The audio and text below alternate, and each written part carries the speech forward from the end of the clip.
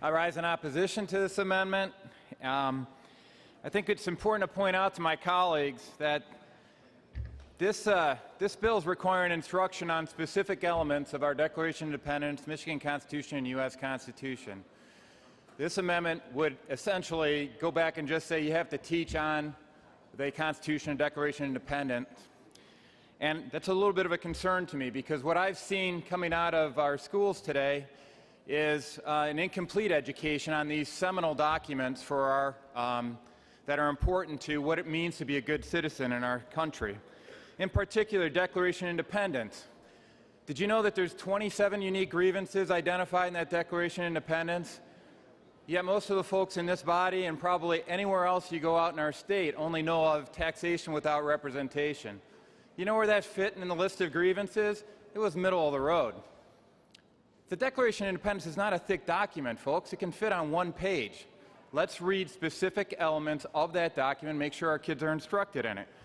You'll find also that the contents of that Declaration of Independence actually point to items that you wonder, why is that ever in the Constitution? So if you're ever wondering about where did the Third Amendment come from, well, you know what? That's listed as one of the grievances in the Declaration of Independence. So I think it's important that we give our students a chance to understand in detail what's in these documents. And you don't get it with a superficial review of the Constitution, Declaration of Independence. It means you actually have to go in and read specific elements of it.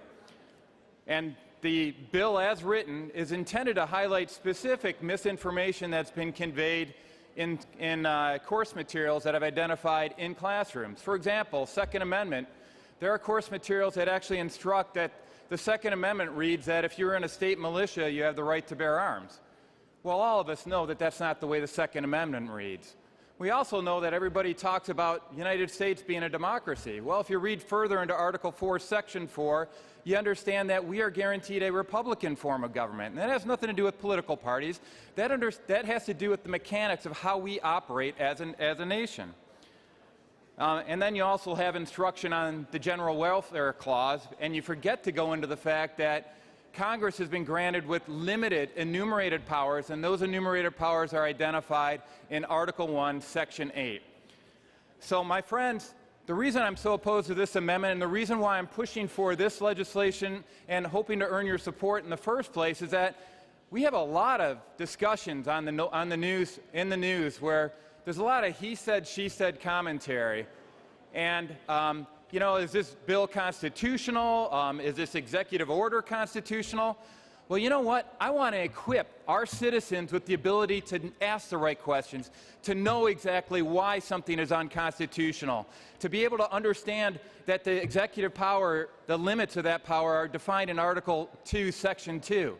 I want an educated citizenry. And if you look at Article 8, Section 1 of our Michigan Constitution, the very purpose of our government is to provide, or purpose of our education system is to provide educated citizens and good citizens.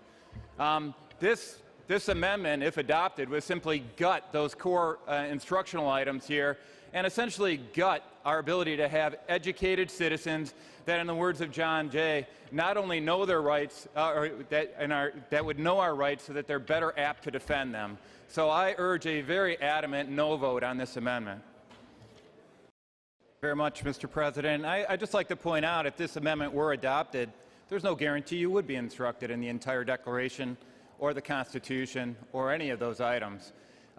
What this does is allows keyword education to be executed in our classroom, and I want to make sure that we're getting the actual script. And, you know, often when we go off and pass laws in this body, it's due to a correction of ills that we've seen out in society. It's a bad practice that we want to make sure that we discontinue.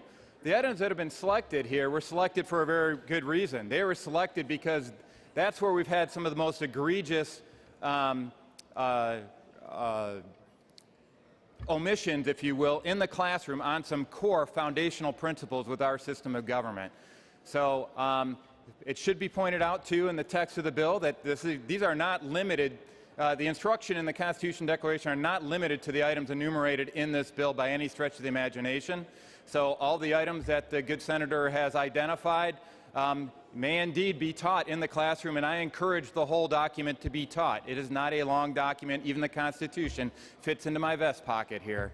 So encourage it, but like I said, our job typically as legislators is correct ills that have been identified out in society, and this bill as written currently does exactly that, and I encourage your rejection of Amendment number 1. Thank you very much, Mr. President. Usually I like discussions with the good senator from the 5th District, but when he's making a spurious assertion that I'm not encouraging the reading of the entire Constitution or Declaration of Independence, that can't stand. So I want to make sure I want everything to be read. The problem is current grade level content expectations talk about teaching the Declaration, teaching the Constitution, and it's been cherry-picked in the classrooms. I want to make sure that we understand that these core principles are instructed in the classroom instead. So thank you very much. I urge a no vote again on Amendment number 1. And we can go on all day if you want to continue this, but gosh darn it, don't you dare accuse me of going off and not wanting to encourage the reading of the entire Declaration or our Constitution.